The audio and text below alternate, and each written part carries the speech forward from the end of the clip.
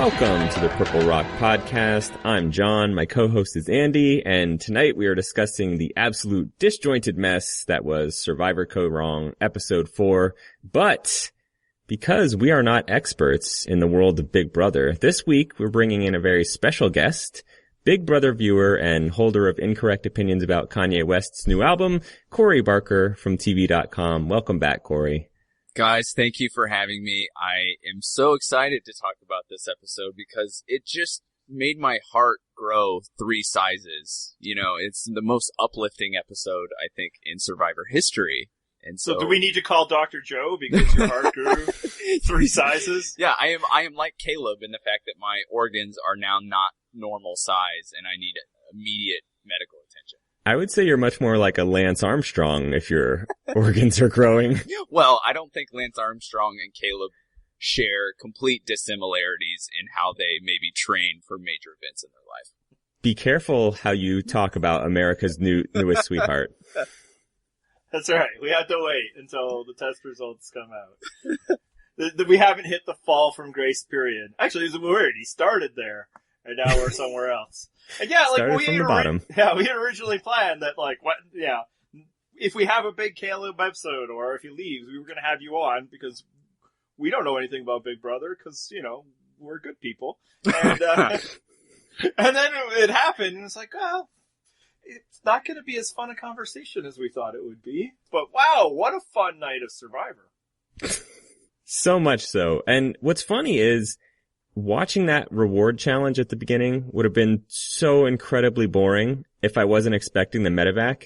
Because at a certain point, it's just people digging in the hot ass dirt. It was really boring. But because I recognized the setting from last week's evacuation preview, you know it's coming. So it's much more tense. Yeah, and that's how they've been promoting the season, which is, you know, a troubling strategy. Not necessarily because I think that they believe this is excitement that people want to tune into or tune in for, but more that this is all they got. But, you know, maybe it was because of this. Because that episode, for whatever flaws it is, that was some intense stuff. Like, possibly the most dramatic ever. That might not actually have been a lie. It's up there at least. Don't get started on a new bracket, please. And one of the things that was perhaps most intense about it is that all of this was happening for salt and pepper. Hey, and coffee. That's true. As a diehard coffee drinker, I can appreciate that, but that so much dramatic and life-threatening things occurred during what is a mid to low tier reward challenge makes it even more ridiculous given the circumstances that the contestants were in. Yeah, this wasn't for rice, this wasn't for tarps, this was for spices. And, like, you know, I'm not going to completely diminish the impact the spices have, especially when you're eating some bland-ass food, although that food does not include rice this season. And, you know, entire empires were built in the 1800s upon the spice trade. So, you know, it's legit, but at the same time, maybe you don't almost kill people over that sort of thing. Yeah, spice trade is way less legit than the fur trade, right? Tell us, Canadian. Here in Canada, we didn't have much of a spice trade. I think as you can imagine, the panic kind of tastes the way it does. But yeah, kind of what Corey was getting into was part of one of, spoiler alert, a few rants I might have, is they are trying now to hype this up in their, you know, don't sue us, you know, tour. This shows how real Survivor is. This is so intense and experience. And, I mean, there's something to that. I mean, you know, it got real. But it happened in the most artificial part of the game. This isn't, well, them building a shelter or sweltering out there. This is them being put out in the middle of a hot day so that they could dig for, you know, balls to play skee ball in. Like, none of this would happen in a real survival situation. You don't think Tom Hanks in Castaway was digging into the ground to find some balls to play a makeshift skee ball game? I actually haven't seen that, but I'm gonna say no. And like, even if you had to dig in a survival situation, I just know that the thing is under the sand. You'd probably wait till the sun went down a bit. And that's the big thing, is that if you wonder how people from like really hot climates survive, obviously some of it is acclimatization, that sort of thing. But another way they do it is they stay the F inside when it's this freaking hot out. So one of the things we actually discussed when Corey was on last time was about how Second Chance had all these beautiful golden hour evening time challenges. And now it's all coming together that might not have just been for the beautiful shots on TV. Yeah, I mean, I think in this instance, now it's so weird watching this now that knowing that this happened before. It just seems like they really went through this very tumultuous experience, and then after the fact, they realized, oh, we should really do a lot of things in the evening and take a little more advantage of the water, even if the water challenges themselves on the previous season weren't like that exciting or that dynamic. They at least had them like out in the water, out during periods of the day that weren't life-threatening. And I think that's probably the biggest thing that we'll talk about. I think a lot of the conversation online after this episode was, you know, how negligent or to how much to blame is production. And I think they obviously did an amazing job like in the moment, but I think where they went wrong is crafting the challenge to begin with, right? To create a challenge with these circumstances in that context, with that weather, with that temperature, knowing that people were already doing pretty poorly anyway is pretty irresponsible, if not like completely negligent. I am sure the counter that they would make is that, you know, they have this crew that goes out and tests all these challenges for them, which is very true, but that crew is also hydrated and fed, and they're really testing more for blocking for shots. They're testing to see how long the challenge is likely to take, if they have to change any elements, those sorts of things. Yeah, and it sounds like for this particular one, when the Dream Team was testing it, they marked off where those bags would be with flags. And those were not in the real situation. So yeah, and I mean, this often is their excuse. It's like, oh no, we go out there and we test it. It's like, but it's a totally different thing when it's like, hey, it's Tuesday, it's my job, I'm going to test this fun little game. And to your point, John, that I'm a well-hydrated, well-fed person versus we're a bunch of starving people competing for $1 million on TV. You know, like there's a bit more motivation involved in that, and thus, you know, the intensity ramps up just a bit than it does in a dry run. I can't remember a challenge where people were so debilitated so quickly, you know, not only based on what they had to do, but even kind of coming into the challenge. As soon as people got to the part where they had to start digging, there was this weird vibe that they were all just kind of exhausted already. And so maybe from a production standpoint, you don't know everything, or that you don't know as soon as people are going to get out there, the heat is just going to make them miserable and zap them of all energy. But it is your job primarily to keep these people alive and know that if people aren't feeling very well, and if we're going to put them in a situation where they're not going to be safe and healthy, then the line between good TV and safety starts to get really, really blurry. And it was just so wild that almost immediately, or at least what we saw, almost immediately people were completely unable to do something that is not that difficult. You know, it's not the most difficult thing you're going to do on Survivor, but it is still, in that context, obviously a miserable situation. Yeah, like the challenge itself wasn't that deadly. This wasn't, you know, Micronesia where they, you know, have a bunch of, you know, pointy sticks in a mud pit and then they blindfold them and tie them together and drag them through. Like that was the most negligent thing Survivor's ever done besides, you know, recasting Brandon Hance. And like 3 people suffered, you know, significant injuries as a result, most significantly being Penner being removed. So yeah, it's just like, hey, you know, they go under a few things, they dig, and then they play some skee ball. Like, you know, I think we could probably safely say that this is the deadliest game of skee ball in the history of TV. It's definitely up there. You have to check the Coney Island stats. That's right. But it's the heat, and the heat is no effing joke. And, you know, if people that are defending them is like, they couldn't have known. Obviously, there's no precedent for such a thing like this, except that, you know, if you really care about people, you should know this stuff. It's not like the news has never had stories about, like, high school football players in Texas dropping dead because they're doing two-a-days in the hot, hot sun. And, you know, the question there is who's looking after the kids? And it's the same thing here. And if you want to give them a pass, then you have to answer one of 2 things happened. I don't think either one speaks well. Either A, they discussed it beforehand and says, you know what, it's really hot here, because they said before the challenge it's 120 degrees, and that's not measuring it coming off of the sand. And they decided, it'll be okay, which would just be a colossal mistake, like they were wrong and they should be my bad about it, or they didn't have that conversation at all, and that is not a good look. So the slight defense that I'll make for them is that I've actually had heat exhaustion before, which is much more like what Debbie had. Not a heat stroke, which is more what Caleb and Sydney probably had. Caleb for sure had. And if you don't know what you're looking for, it's not really easy to spot. I mean, you'd have to have like an eagle eye looking at their skin to see, are they still sweating? Are their lips dry? Those sorts of things. And they also couldn't have known it's going to take them 45 minutes of digging, which is, probably a lot longer than it took that dream team to go through the challenge.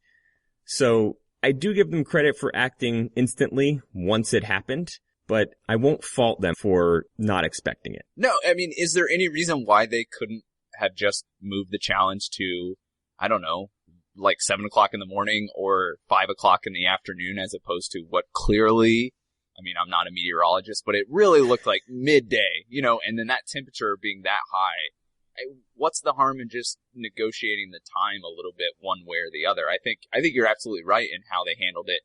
Once things started to go very poorly, they did an amazing job, really. But for me, it's just in the planning of the whole thing where it seems like they just went wrong, or as Andy suggested, they just didn't really think about it at all. They just figured, we've been doing this for a long time. People are just digging in a hole and then playing skee ball. What would be the harm? Because, they did remark that, and I don't know if this was on the episode, but I know, people have been saying it afterwards, that this might be the hottest day we've ever had on Survivor. Well, if you're saying that, then hold the F up. Wait! And stop to think, because, sun is really hot. I will admit that I'm struggling with how hot that is, because 120 is, past boiling in my world, but, I think that's pretty hot, right? Yeah, I don't know what it is in Canadian temperature. I always like to make up wild, insane numbers when I'm... You always go the wrong way, too. I know. I intentionally multiply by 5 or something. Well, no, instead of going high, you always go low. It's that must be, this, and it's the opposite. But I don't know. To my mind, it's not, the onus isn't on me to learn the one country in the world's backwards measurement system. But yeah, 120 is a really hot day, right? I'm not wrong about that, right? You are not wrong. It is, approximately 2/3-ish of the way towards boiling. Yeah. And then, we don't have sand where I live, but, it gets hotter, right? Yes, it does. I can attest to the fact that beaches tend to be quite warm in the sand. And here's the thing, if it was a real, some kind of situation, survival type thing, and they needed to do something out in the hot sun, you'd probably take a break. Even if you had to do it at that moment, you might take a break every once in a while to drink the water that will keep you alive. You might go take a dip in that water that's just over your shoulder. But because this is a competition, you're nah, you gotta stay in this circle. That's really irresponsible. And it's either ignorance or they just got the call wrong. And while I'd like to say that I hope that they've learned their lesson, and I bet to a degree they have, as much as we talk about the 2 challenges they did at night, that didn't really help Joe Anglin when he was out there in the hot sun holding a 20-foot pole. Talk about Joe's pole, Corey. I was going to say, talking about Joe's pole, it's just completely has my mind in an entirely different space. My question is, if we can step away a little bit from the errors in judgment from a production standpoint, or maybe this gets back to it, but is there any other reason besides heat that it took them that long to find the bags? Because they seem to be digging significant holes. So that was my impression too. Why are you digging 2 feet deep? They're usually right near the surface. Yeah, and that's the one, we just can't know. That's the one my wife was screaming at the TV, how deep did you dig these things? And that's the one that'll never be revealed, because I don't think they have a waiver powerful enough to be hey, we put something 8 feet deep.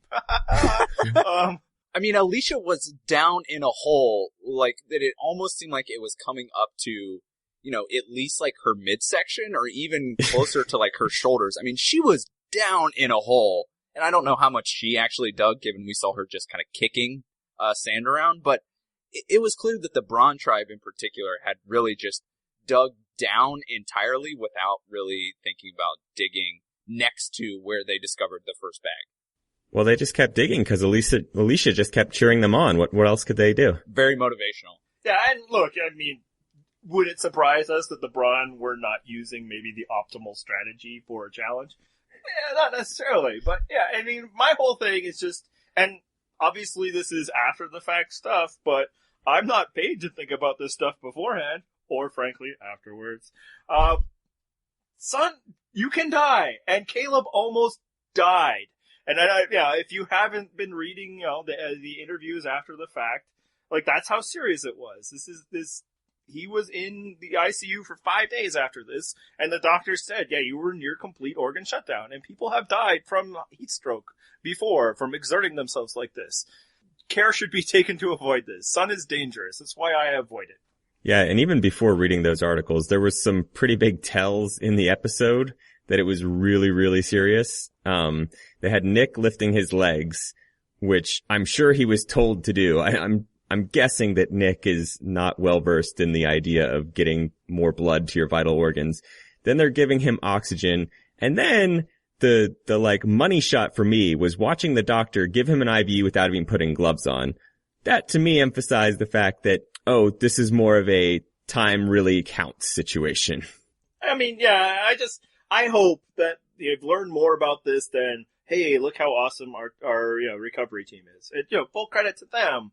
But let's try to avoid situations that require such a thing, because, yeah, you can say it's a freak thing, but 3 people went down. Like, you had 4, and even if you can't predict it, maybe it got hotter as you were out there. Maybe somewhere around the half-hour mark when nothing's happening, and say, hey, time out. Everybody, let's get some fluids into you. And if everybody stopped, like they stop for other stuff in Survivor all the time, like we need to change the reels on the camera. That's the thing that happens. Hold on, what kind of film do you think they're shooting this on? I don't know, but they literally do. They're going 35 millimeter on this, Corey. They're just bringing out like expensive, huge cameras from like 1932. I mean, maybe the changing of the reels and all of that. I don't know if it's like flip. Is just a tribal council, but yeah, they actually do stop to change tape, generally between talking and voting. Something I learned last season. The one thing that I read that kind of surprised me was that, Peter on Twitter, and, who knows how valid and accurate this is, but he said that he wanted to help, but wasn't allowed to intervene, which is, to me, total BS, because the game really isn't sacrosanct. The player's safety is. So, if Dr. Joe is totally occupied saving Caleb's life, and you have a spare doctor that's playing the game, I would maybe put him to use. That's just me. I think 2 things might be at play there. The first is he's a first-time player, so he probably was the rule. Returnees don't care about any about that stuff. They know the lines you can cross that they're not going to do anything about. The other thing is Peter was also out there competing in that heat. He wasn't immune to it just because he has his ER doctor skills. Maybe he wasn't really at peak form to be helping people. Maybe he was doing enough to keep himself around. I wonder if it's also some kind of liability issue. I mean, I'm sure it is, but I'm guessing that if another contestant started to try to jab an IV into the arm of one of his fellow contestants, maybe that opens up production to a number of different questions and concerns. Yeah, that might not be on the waiver. Yeah. Right. Yeah, I don't know how strong their waiver could be for that situation. But yes, I understand that would definitely be crossing a line. But at the same time, Peter can at least get in there and hold some feet up like Nick's doing and bark around some general intervention orders. Well, to his point, there was no intertribal helping. So maybe there is something. That's true. Yeah, they were all off in their own little groups. Like they had to keep the game dynamics intact even as this emergency situation is taking place. But yeah, it was, Nick and Caleb, it was Jason and Sydney, it was Joe and Neil and Debbie. So maybe it actually was a real thing. Yeah, it would seem odd when it's like they have like all these people rushing over and it's like, no, you ER doctor, you over there. So quickly, yeah, we're not going to do a bracket, but yeah, John last episode expressed a little bit of doubt that this could possibly be the most dramatic in Survivor history. I kind of think it was. If it wasn't, it's very close, and I think part of the reason that it might be the most is because when Scoopin fell in the fire, they didn't have very good footage of that actually happening. They didn't have any footage of it happening. That's what I'm saying. So you kind of get that, like, weird movie approach of some horror happens off screen and it's terrifying, and then suddenly you see the after effects. This was much more, you're watching it unfold, you're seeing the severity of the situation increase very, very quickly. It was pretty intense. Yeah, I think a lot of people don't want to put Scoopin or take Scoopin's number one spot because that was so formative. It happened first. But, like, when we saw him, he's already, like, running to a lake and holding his hands. Like, he's clearly not about to die.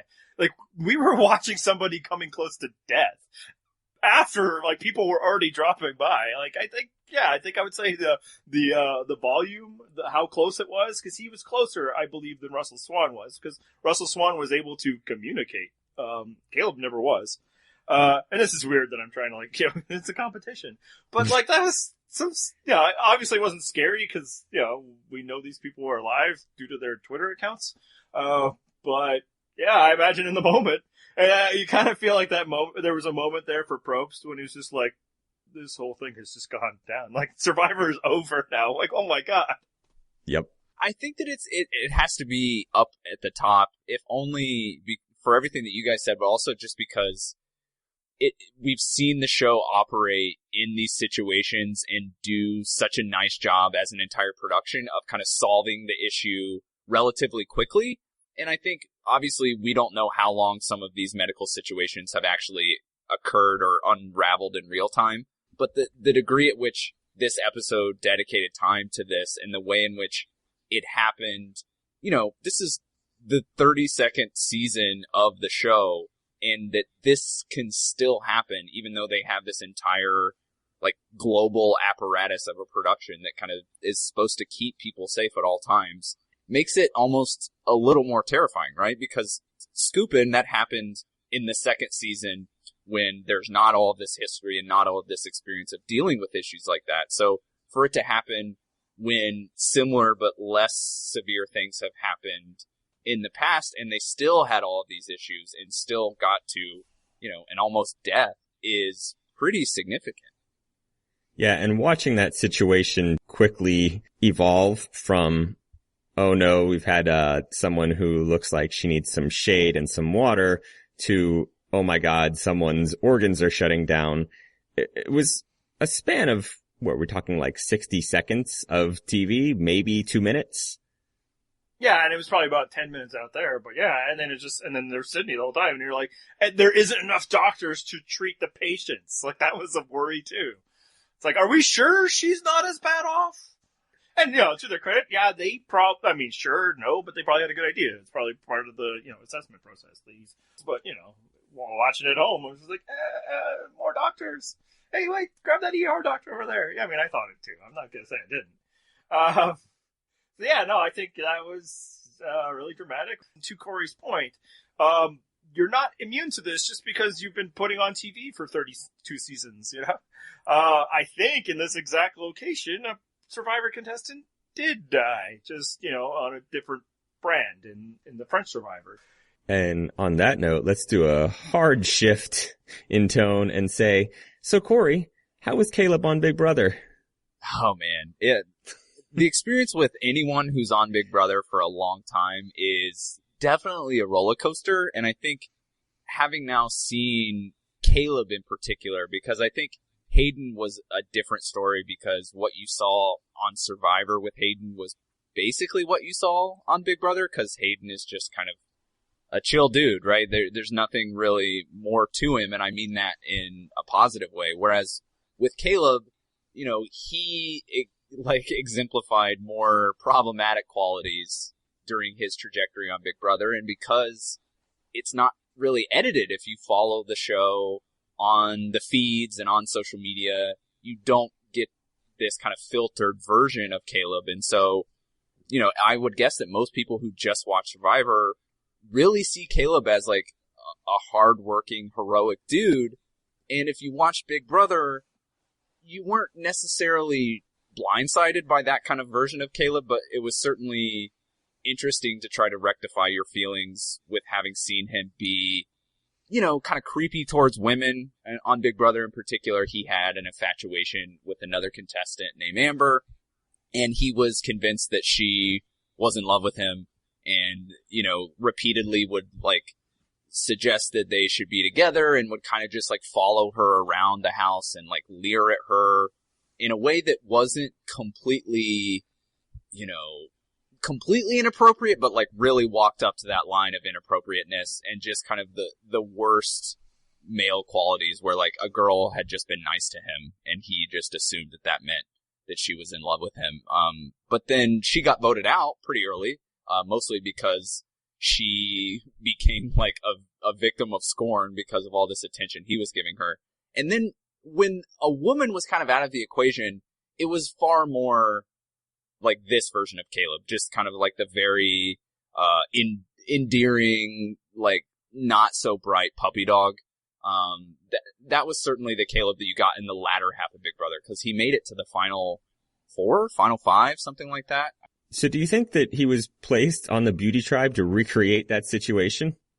I think to some extent, right? I think that they were certainly, at least if they weren't hoping for it, they certainly weren't dreading it, right? That they thought maybe if we put Caleb in this situation with other very attractive females, he might exude those qualities yet again, right? But I think the benefit for him of Survivor is that it gave him far more things to do, or at least we at least only got to see him in sort of more active situations or, occasional playful situations. Whereas with Big Brother, they have literally nothing to do all the time. And then as an audience member, you see that. So they're just literally sitting there trying to make conversation, reading everything into every conversation in a way that you do on Survivor. But as an audience member, you just see all of it. So you build a much more complicated picture of that person. Whereas, as you guys always talk about, Survivor creates very clear archetypes of people. And I think Caleb was able to fit into a more positive, heroic archetype than most Big Brother fans would have ever imagined at the beginning of the season. Yeah, because it's the kind of the question, that obviously there's been a lot of people trying to reconcile the Caleb from Big Brother from what we got in these 4 episodes. And John and I are just hey, we're not saying you guys are wrong about him, but, you guys talked a lot of smack about the 20s too. But, is it that maybe he's in a different place in his life? Because, it sounds like he's engaged. So maybe now, he doesn't think that women don't love him or a problem. Actually, I don't know his full situation. Or is it just that we're not going to put a negative edit on somebody who almost just died on our television screens? Because as you say, Big Brother, they're editing in real time to the point where one of the episodes is live per week. Is that still true? Yes. I literally haven't watched since Dr. Kirby was on. One of the episodes is live, and then occasionally one will mix live and edited components, and then another one is completely taped. But yeah, and then even that, as a fan, if you follow the show in a broader context, if you follow the feeds or you follow on Twitter, then watching the show is really this weird, almost competition, right? Where you're trying to determine, okay, this event happened. We know it happened because we saw it in real time and we can go to YouTube and watch it in real-ish time. How is the show then going to edit that to create a certain kind of narrative? And I think one of the things that people had a problem with Caleb is a lot of the things that he did towards Amber that a lot of the viewers, particularly female viewers, were put off by, didn't really make it into the CBS version of the story. It was played for jokes more often, or it was sometimes played as if it was a potential romantic relationship where she had clearly said, nah, this is not going to happen. And occasionally, expressed that he was being inappropriate, and he never did anything, super, creepy or never got violent. I don't think he did anything like that. I mean, and there's certainly been some really terrible Big Brother people lately. So he's not even at the tip top, but he was just not someone that you would say, oh yeah, I want him on my TV screen again. Yeah, my impression of him when I was watching his preseason preview videos was, this guy just seems bland. What's so special about this guy? Why did they even bother to bring him over from Big Brother? And it sounds like Probst wasn't even that excited about him. He kind of let it happen as a favor to the network. And then he had, great things to say about him, which again is something you say about a contestant you almost kill. Mm-hmm. So that was just kind of interesting. And I was also interested in a bit of the take because, we've heard, the different things that he was like the stalker, creepy guy. And again, while I don't deny the people that have actually watched, and especially people that watch the feeds, we do live in a reactionary internet where everything is, he's the creepiest guy ever. But I do think that, like, maybe your point, maybe on Survivor, you got real stuff to worry about. And I think he was ultimately kind of a very complicated, complex guy. Like, he clearly had some difficult, emotional things happening, as most people do who sign up for a reality TV show. And no judgment, but, and I think, like, he has very conservative values and stuff like that. And he was certainly criticized for that occasionally. But, one of his best friends that he cuddled with a lot on Big Brother was also a gay man. So he, his relationship on this season with Ty is actually kind of in line with the Caleb that I saw in a good chunk of Survivor, right? And he was fiercely loyal, and he would back up the people that he said he would support and things like that. And so, yeah, he certainly was creepy at times, but I think even in a show like Big Brother where you see a lot more, it's so easy to define people by a couple of different actions, particularly when they have cameras on them,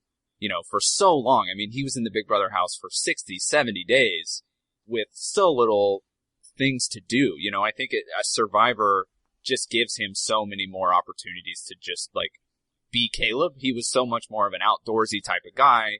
And so being able to do those kind of things and prove his value in a way that he probably perceives, a muscular dude's value, probably allowed him to not get into any kind of trouble in the same way that he did on Big Brother.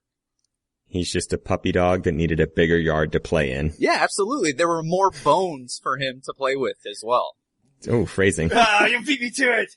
All right, so that's probably a good amount of talk on Kaoh, but I think the last thing that we just need to touch on is he going to be back? Oh, yeah, 100%. Yeah. John? I kind of hope not. I hope that they were just making empty promises to the man that was about to die, because that's what you do when people are about to die. But they probably will. No, I'm with Corey. It's 100%. It's a done deal. He might have already signed the contract. Because in the exit, they mentioned not once, but twice. And again, in the post-edit, not Jeff Probst saying, hey, buddy, you did great. You can come be back. Don't die. But, yeah, he's doing all right. Would love to return. And then final words and like, oh, he could come back. Like, he's coming back. It's going to happen. If you guys have problems with it, you need to reconcile it now. There's no contestant in this show, including Joe Anglem, that I am more confident is coming back than Caleb. Has it happened before? Because I don't have the encyclopedic knowledge that you guys do. When someone has been evacuated like this, have they done that kind of post-scene, pre-commercial, like, title card where it says this person's now healthy and they're ready to come back? Have they done that before? No, I don't think so. Even with Terry, we had to wait to the end of the episode, right? Yeah, I don't think we got an immediate update on Terry. Although I guess most often or a few times it closes the episode down, right? Like, Terry was kind of the last thing of that episode, was it not? They didn't go I thought he got on evacuated very early. Oh no, yeah, you're right. It was like the cold open. Right, I'm wrong about that. So no, I don't think so. And that's kind of my point. Yeah, it's happening. They're not throwing that in there for no reason. They are all in on bringing him back, especially because if he's experienced like the most significant medical trauma and now he's back again, that only adds to the mythology of the show and the mythology of Caleb as a contestant. Yeah, like, come on. Probst is, no, Probst doesn't want to bring back this, hyper-competitive manly man who's ready to go at it again after almost dying on the beach. Yeah, it's happening. Remember when Russell Swan came back and he was like, I was willing to die on this game last time. And I was like, please God, just don't be willing this time. Yeah. It's not why we're watching. Nobody asked you to do that, dude. Just maybe dial it back a bit. You don't need the salt and pepper that much.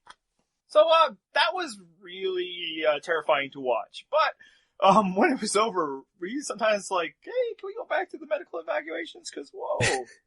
Yeah, it was weird because we assumed there was not going to be any episode beyond the evacuation. I think assumed it was going to be an immunity challenge because that's really all we'd had this season.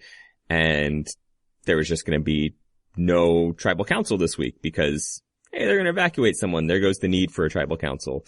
So instead, they jam in both an immunity challenge and a hastily thrown together tribal council in like the final 20 minutes or so of the show. And a nice little jarring scene back at camp.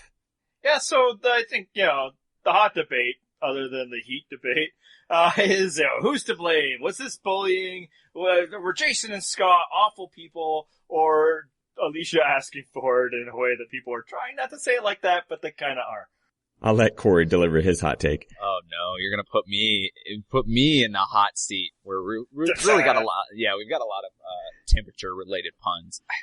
I mean, I think what we saw throughout the season suggests that Alicia never fit in with them, right? And that is to some extent her fault. You have to at least try, and she did, but she clearly just did not fit in with this group.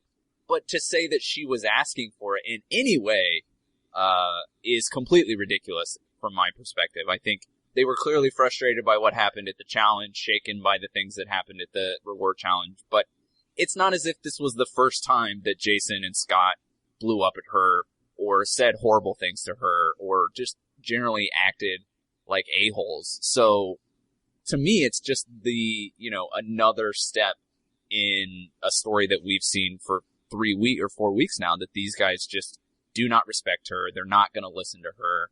And even when she tries to simply say, my bad, given her performance in a challenge, they immediately come back and bark at her. And I think that that's just completely unfair and really indicative of at least the kind of dudes that they were in that tribe. That might not be the kind of guys they are in their regular life, but it's probably not too far off.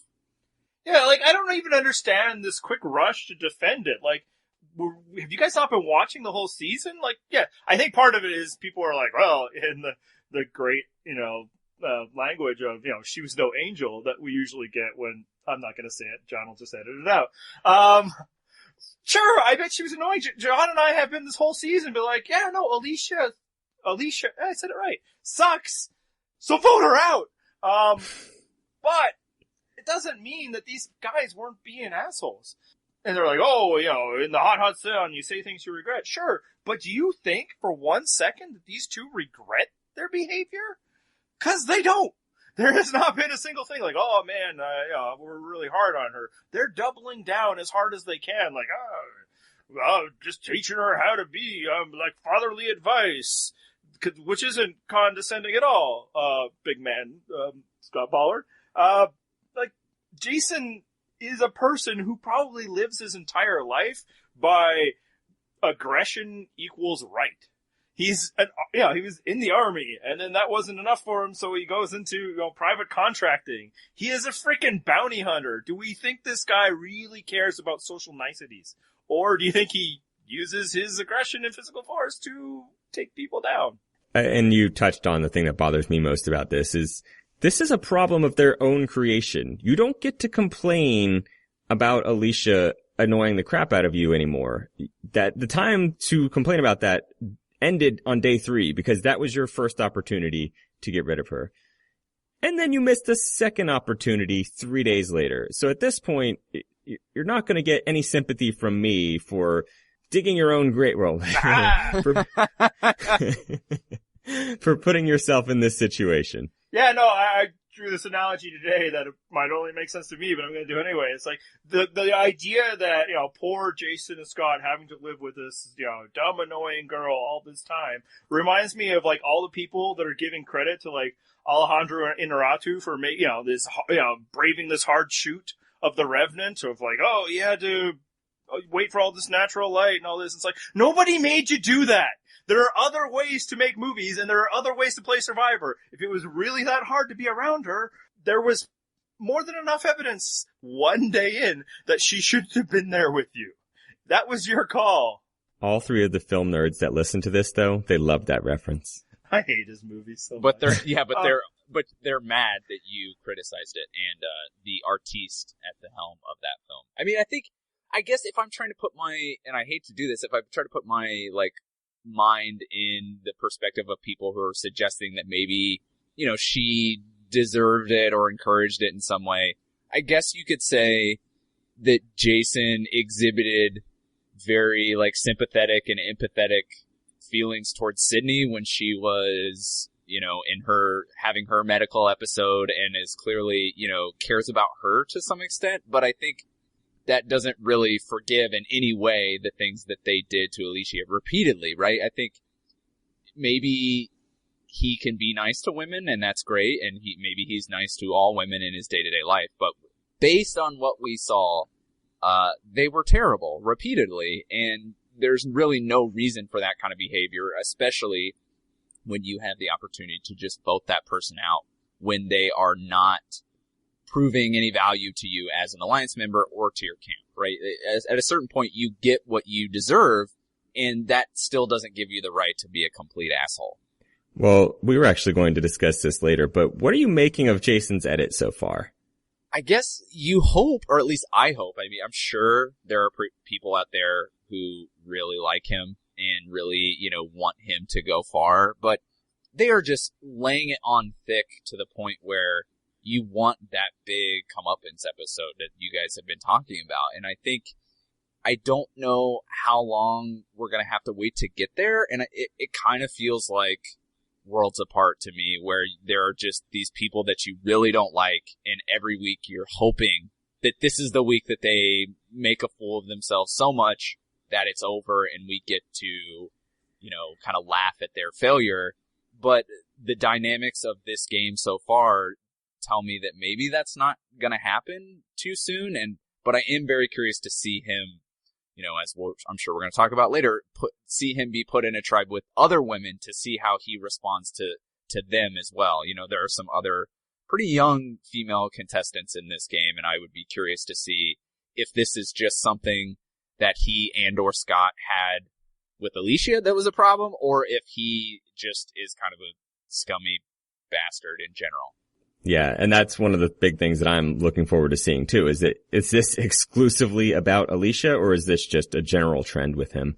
The one thing that I picked up on that you didn't mention is that he's not being portrayed entirely as a villain. He's still getting those confessionals where he's like, I'm a dad, I've got this autistic daughter, I love my girls, I want to raise them right, blah, blah, blah. You don't get that for the over-the-top villainous types. Yeah, and that's what suggests to me that he's probably going to be around for a while, but I don't know if it's enough to say, well, of course he couldn't be bullying. He was nice to a woman and he loves his child. Like, whoa, how unique. I don't know, is it bullying? Is it that people just have like this huge standard of like, he wasn't shoving her around except when they were chasing an idol at the same time? They were using their social power to ostracize another individual that they didn't like. Like, what part of that doesn't sound like bullying? And I get almost the desire to push back, because this is the Survivor community is also one where like as soon as somebody's like, I don't like that guy, we should vote him out. It's like, they're bullying. So this is why I rail against that, because don't cry bully, because then situations like this happen. And, like, we had so many episodes of evidence of this person. He wouldn't call her by her name. He couldn't deign to, give her that humanity. And people are saying, well, you can't judge the situation. You weren't out there. You know who was out there and who used the word bully? Jeff Probst, that, paragon of sensitivity. Hey, he conducted a very sensitive tribal council at one point on the sensitive issue of race. Yeah, and then the other one he conducted on the sensitive topic of bullying was, hey, buck up, Anthony. Maybe Mookie is just trying to make you stronger. So, and for the record, it was Rocky that was telling Anthony to pull that skirt up. No, I think one of the interesting things about Jason's edit, I guess, is that the season hasn't yet presented a foil for him, like as a kind of like heroic foil. So, with Worlds Apart, with the way that Will and other people were treating Shireen, the show managed to navigate that by, I think, asking us to sympathize with Shireen, but also really emphasizing the fact that Mike came to her rescue, right? And I think Mike was the champion. Yeah, and so it became way more about Mike because it was a part of a larger story about how awesome Mike was. And so I think one of the reasons why we haven't really seen a lot of explicitly like this is a bad person type, editing is that they haven't yet gotten to the point where there's somebody who is maybe standing up to him in a way that is more valuable as from a TV show's perspective, because the kind of bickering that was happening between Alicia and Jason maybe didn't really make for great television, as some of the recent episodes have shown. And so I don't know if they're just kind of waiting for somebody, probably a dude, to stand up to him in a certain way so that they can create that kind of narrative, right? So for now, when he's just sparring with someone that the show is clearly identified as like, comedy to some extent, then they're not really worried about painting him as a full-on villain yet. And I'll say that, you're right, they don't have like a Mike type figure, but like, has everybody forgotten what sabotaged Jennifer's game in the second episode? It was, I can't stand being around Jason, he's a disgusting person, I don't like the way he's treating Alicia, even though I don't like her, and boom. Like, those were words put in the mouth of somebody who was there. So for everybody who's saying, you don't know, you weren't there, it's like, it seemed to bother somebody else who was out there. Yeah, and she was in their alliance. Yeah. I mean, she went back, but that was more about Scott, and also that she might not have been good at this. But yeah, like, two people who are out there are kind of been like, hey, this isn't so cool. So maybe, just maybe, you don't need to come to the defense of the 6'11" basketball player and the bounty hunter, internet. I think they'll do okay.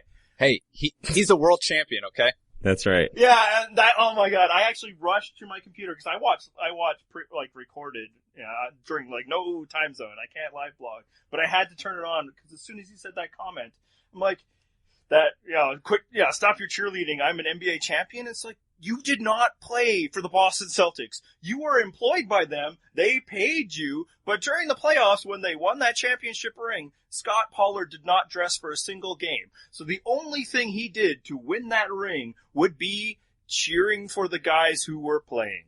Do you think Adam Morrison got more PT in those Lakers championships? I actually think he did. I think I remember seeing him out there on the court once.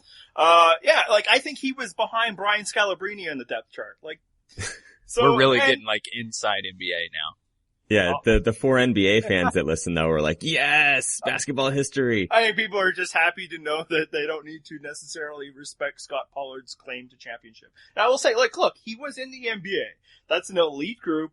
1% of 1%, although his elite skill was being tall. So I'm not saying, that he was, a terrible basketball player. I am saying that maybe he should have some kind of perspective of the way that people can contribute to successful teams, even if they aren't the star.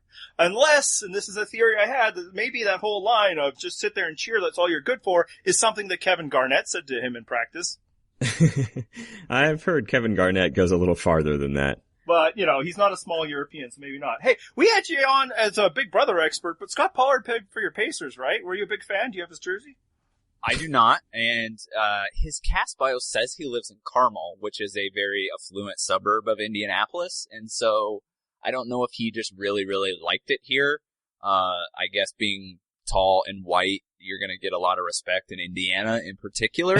But I don't know. I mean, I know that he played, and I remember him playing for the team, but it's the exact same experience you were just talking about, right? Like, he made no real impact on the team when he played, and I think I would be curious to see with him, too, like, if he is now just the relationship between him and Jason has just created this kind of toxic, environment where they are really rude and awful and seemingly just miserable to be around in ways that not everyone on this game is miserable to be around. And I wonder if the two of them get separated, if maybe we start to see different sides of them. But they've gone so hard on this kind of very, very nasty streak that I'm not sure we'll get the opportunity to actually see that. Yeah, I'd gotten the impression from earlier episodes that Scott was actually fairly likable. It was, just he was going along with Jason's act, and he got lumped in with that. And I think some of it kind of speaks to who you are when you lose a lot. Because there was also a lot of that going on this episode. Like, hey, she can't talk to us like that. Where would this tribe be without us? It's like, lose one more challenge? You guys have finished 3rd out of 3. At that moment, it was 3 out of 4 challenges, and then they made it a 4 out of 5. Like, I think they'd be doing just fine because they suck with you. They can't suck much worse without you. Like, just the lack of, like, self-evaluation in a lot of these comments was shocking to me. It's like, hey, you don't know, you weren't in the NBA. It's like, sure, she doesn't know, but her point is that you shouldn't treat your lesser teammates like crap, which should be something Scott Pollard should feel really close to the chest. And I think he really felt that way because he found the first 2 bags, right, in the reward challenge, and he kept harping on that, too, that I found the 2 bags we have. What did you do? And it's like, well, you didn't find the 3rd one, so we're still in the same situation, so congratulations. Right. Yeah. Do you think they were throwing the immunity challenge? Hell yes. Yeah, I do too, and I respect the decision. It was the first smart move they've made as a tribe all game. Yeah, like, they were lucky that they did not go into whatever next week is with her around, because, you know, if Caleb doesn't almost drop dead, they might have. Or if he did it later in the day, and thus they don't have an immunity challenge, suddenly there's Alicia there. So, yeah, I think there's a debate whether maybe they just weren't trying very hard, but, like, they really weren't trying hard. And they really should not have won. Yeah, and at that point, if you're Alicia, and who knows if she had caught on to the fact that they weren't really trying or not, but you would think there was some sort of signal when she was like, hey, you want to switch into this challenge? And he's like, no, I'm good. You go ahead and handle this. Yeah, and then, like, the 2 guys were just strolling back from the water. I mean, again, I get that they're pretty tired, but they didn't seem that motivated to touch that mat. What do you wish Alicia had done in that situation? At the point where they basically say, hey, we'd have the tribal council right now, and it's unanimous. It's going to be those 3 voting for you, and you know where the immunity idol is. It's not like there's something you can do to save yourself. I totally appreciate the fact that she's like, hey, no, screw that. I'm not letting them vote me out right here. But at that point, go back to camp and be the worst person imaginable. You know, set fire to anything you can. Poop in the shelter, poop in the pot they cook in, wipe your butt with Jason's Care Bear. Just do whatever you can to be absolutely intolerable, because the writing's already on the wall. You're not changing anything at all. Did you guys think there was any chance that in the moment, given how exhausted they were and she presumably was, and given what we've seen of her, that she almost would have said, yeah, let's just do tribal now? Did you think, even for a split second, that she was just going to agree to it? I did, because I have the impression that she's not the brightest player. I did too. Even before that, like during the challenge, before they sent the other 2 tribes away, I was just hoping that she'd be like, you know, telling Jason to fuck off, and that, you know, I hope you get blindsided with the idol in your pocket. Just, like, put that information out there. Yeah, she really should have, just to communicate, because she's not going to get that opportunity anymore. So she may as well have just yelled it out for the rest of the crowd to hear. But yeah, I'm good for her for not, you know, saying, giving them the easy out. It's like, you know what? You guys are going to have to fire me. I'm not quitting.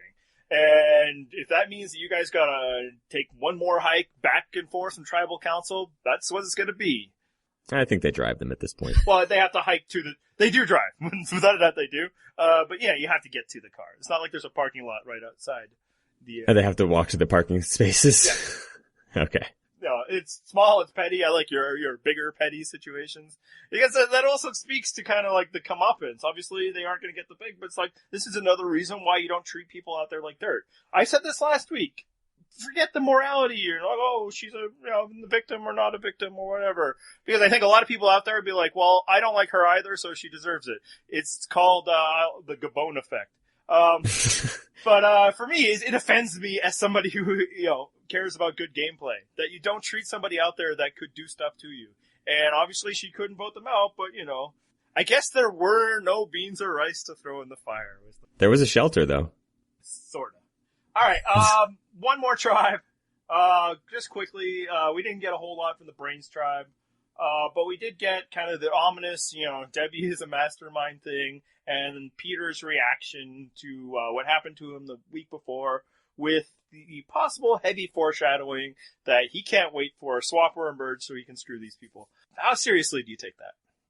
I'm not sure, because he obviously was blindsided by what happened, and I think that both he and the show tried to play up that he was at least around camp, like acting as if he knew what was going on, and though he was frustrated and everything like that, as he would be.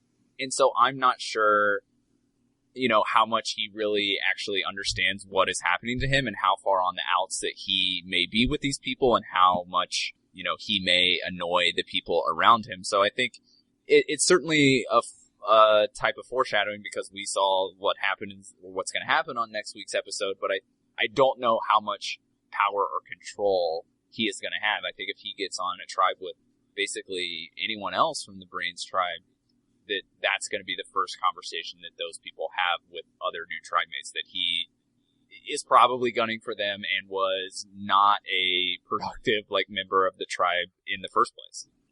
I'd say it's probably incredibly likely that it actually happens at this point, because the scene, I guess it was last week's episode, was a little more cryptic. It was just some on-screen text while the women were talking where it mentioned oh, is it a bad idea to keep Peter around? But this one was much more on the nose of Peter saying yeah, just so you guys know, I'm totally going to come back and haunt them all. So once is just an anomaly. Second time, yeah, it's a trend. I think this is a narrative arc. I think he's definitely going to try. I'm just not sure that the show has proven to me that he is going to be remotely prepared for what an opposition will do, because I think he's so into whatever strategy he has that he's not necessarily seeing all angles in a way that maybe he thinks he is. So he'll be the guy who's hey, majority group from over there, I'm ready. Let's vote these guys out. And they're like, cool, let's vote that guy out. Yeah. they just vote him out? Yeah. Right, because it's the easy play. Yeah. It's hey, you hear what this guy was saying about you guys? Let's vote him out. Oh, yeah, that could certainly play, and it would also factor into how, arrogant they made him out to be, which, I'm not saying was inaccurate. how much they showed him being arrogant is probably a better way to phrase that. I'm with John. I kind of think it'll happen, but maybe that's just because I spent a not insignificant amount of time last week ranting about how they should have taken him out, lest he do this sort of thing. And I like nothing more than being proven right, even though, batting average isn't that high. I think you're well below the Mendoza line at this point. Hey, aren't you the guy that says, hey, that Jason guy, I think he's going to be really great. He loves his daughter, so what could go wrong? You completely just papered over, oh, sure, he said that Russell Hantz played the best game, but maybe not good and strong enough. And I'm like, no, that's a real thing. That's a red flag, don't you think? Anyway. Hey, maybe that flag was more pink. Oh, wait, no, definitely red. But I know that in Worlds Apart, Sierra was all I'm going to burn this tribe down. I can't wait for my chance to flip. And she never did anything. I will reckon that Peter might be a little bit more motivated than Sierra to do things. And also, he doesn't have the thing where it's I better hang out with these brains because I'd beat them all in a tribal council. But I don't know. I think it's going to happen. So that kind of leads into the final segment where we predict. I know some people might be like, hey, wait, where's the wacky evac scenarios? We decided not to do them this week because it seemed a little ghoulish. Just this 1 week. Let's just take the week off. But we're going to do them again because this will not be the last evac this season. Are you excited, folks? I appreciate your guys' restraint and kindness in this difficult time for everybody. Yes, the half-mast for, our dear friend Caleb. All right, so next week, it looks like we're dropping the buffs. What does that mean? We are getting a tribe swap. I almost said merged, which kind of, because we're going from 3 to 2. But no, we call that the tribe swap, and that's what's happening. Yeah, some people are like, hey, they merged at 13 last season. Maybe they're doing it now. It's uneven. How could they swap that way? And yeah, I think the answer to that is, well, because somebody almost died. They kind of have to just get do it. It's either that or they put it off another week, in which case it might be a little late for a swap. The difference between this season and last season is they started with 20 people before they went down to 13. They had a lot more episodes in their belt before they went to the big tribe. Also, those are returnees. We kind of already know their deal. There are still plenty of people on this season that I don't really know anything about them or their motivations. Looking at you, Nick, if we could find you. Are you, Corey, you confident this is a swap? Yeah, absolutely. I think everything that you guys said is true, and I think, the fact that these are all new players who have not quite really demonstrated an ability, a successful ability to play the game in any, significant strategic way, I think, last season we wanted to see individuals go at it because those were people who we knew, and we knew that they at least knew how to play the game to some extent. So with this, you still have the ability to kind of mix it up and recontextualize the relationships and stuff like that, and then maybe find some real interesting strategic pathways to explore. You're not on board with Mastermind Debbie at this point? Oh my god, we didn't talk about that, but I'm a little scared that we are going to get like 6 more weeks of Debbie. I think it's likely. I'm not ruling out that this is the season of Jason and Debbie. And then some inoffensive middle option comes to win. Julia! Yeah, one of those 3. Yeah, no, I need it to be a swap. But, it's the kind of things that Corey was getting at. I need to see these people, adjust to the next level. Because so far it's just been like, hey, we're the people who like each other, and those are the people on the outs. Or we'll figure out who's on the outs if we ever lose. Or we're 3 sets of 2. Like, I need to see, like, that these fragile alliances will, survive or completely falter. And that's going to happen more in a swap situation than a merge. So yeah, that's what's happening. And since we don't know what the tribes are going to be next episode, we're not going to pick somebody to go from each tribe. You got to pick one person that's going to go home. John, who do you got? Joe, because he's old. Impeccable logic. It's hard to argue. Thank you. He certainly is a hold. The math does check out. Yeah. Corey, do you have a prediction? Oh, this is tough. I think it's going to be somebody that we haven't really spent a whole lot of time with, but unfortunately that doesn't really narrow the pool down too significantly. So I will say, just for the sake of picking someone, that it's actually going to be Nick. That he's just going to rub people the wrong way, and we haven't spent enough time with him, and I would just kind of prefer that he was gone. So when I don't really know anything, I'll just go with that. The math checks out on that one too, I think. Similar reasons. I think Neil is the victim. It'll play into what we were just talking about with Peter. I think he's the first victim of Peter's revenge. And I think it's because he's been really underfeatured in the edit. And I didn't get the impression he'd be the kind of person that would be. There's some people you watch, and it's like, if they do well, I suppose they're going to have to feature them. But, like, you don't cast a guy that, has kind of the interesting backstory that maybe looks the way he does and just be like, yeah, he's the wallpaper of the season. But that's kind of what he's been. And a good reason for that is he's, a pre-merge boot that just fell on the wrong numbers of a swap. But Twitter tells me he's like the coolest guy. Well, and that's kind of my point. He certainly isn't somebody that is afraid to share his thoughts and bon mots with the world. That's something we can appreciate. Exactly. If I somehow ever got on Survivor, and that's never, ever, ever going to happen, and they don't show my confessionals, you'll know I was taken out real soon. Because I was not, like, giving short interviews. I think you were giving them gold. Yeah, I mean, it could be that it's like, we can't chop this loudmouth down to, sound bites. But, I just kind of think, I've been wondering where Neil is, and I figured this is a good explanation. All right, so let's get to some plugs. We'll start with ours because we're going to be greedy and let our guest go last. Our site is purplerockpodcast.com. We have a very exciting thing that's starting, probably as you're listening to this. Andy, why don't you tell them about it, because it's your baby. We are determining through March Madness what is the greatest tribal council of all time. We have 64 entries in our bracket. Each week we will be doing head-to-head matchups until we have a winner. So, like John said, visit probably now and visit every week to vote for your favorites. You excited about that, Corey? I am. That's actually a really great idea, and I'm guessing that it took a lot of work to actually narrow it down to 64, right? It did indeed. Who's your IU basketball of the tribal council field? Oh my gosh, I have no idea. I can't even exactly narrow it down to a specific tribal council. I will say that it's maybe a tribal from a pretty good season, but not a great season. But it is one of the best tribals from that season. So enter whatever specific example you want. So not that tip top of a great season, but has the potential to make a really crazy run that makes you say, yeah, that's not completely out of, the realm of possibility. I love when we alienate everyone that's not a basketball fan.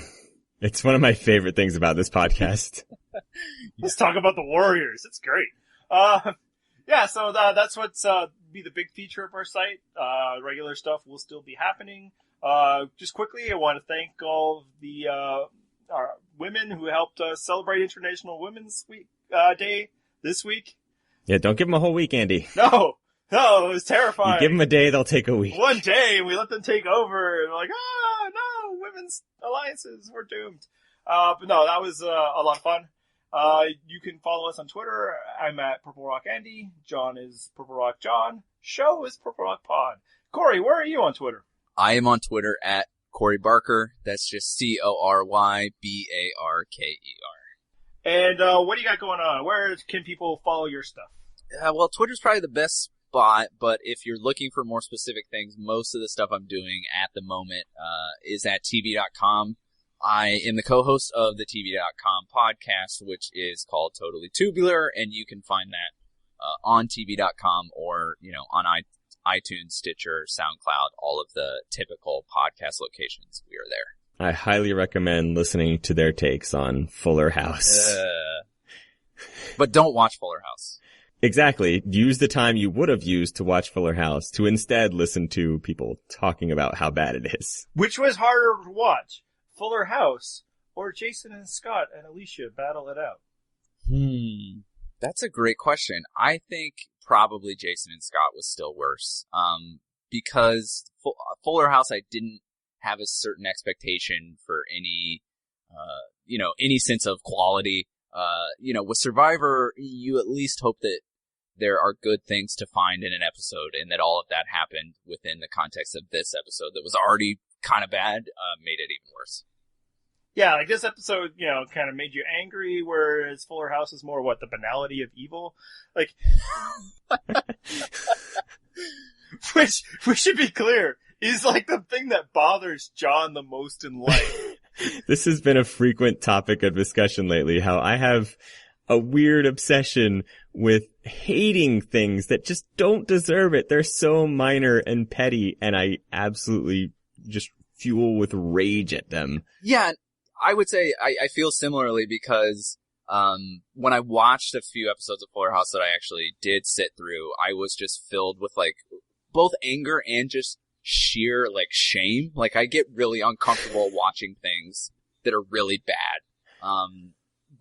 And this is somebody who watches Big Brother, people. That's correct. Yay! Yeah, and I get a lot of shame and a lot of those uncomfortable feelings watching Big Brother, but when I stopped watching Fuller House after the second episode, it was easy for me to just kind of put it out of my mind. And my wife, for instance, binge watched the entire thing and was cackling regularly. And I'm happy. No. I'm happy for her. I'm happy that she enjoyed it because I can put it out of my mind. But when I would walk in the room and see things, I would immediately feel anger again. And so I would just have to walk away. You just have to walk away. I sometimes wonder if my wife would like to watch it, but she's just too afraid of the things I would say if it showed up in our recently watched on Netflix queue. I mean, look, she's a strong woman. She's her own self, but that might be a shame that she just can't live down. It's I thought so much more of you. So she's trying to probably find some dark internet way of watching Fuller House, or other things that I don't need to know about. Cut that out! Oh, it's not going to be cut out now that I said that. All right. Anything else we need to plug, John? Don't forget to check out the Jeff Probst weekly column and our fantasy league. Other than that, hit the theme music, and thank you again for being on this week, Corey. Thanks, guys.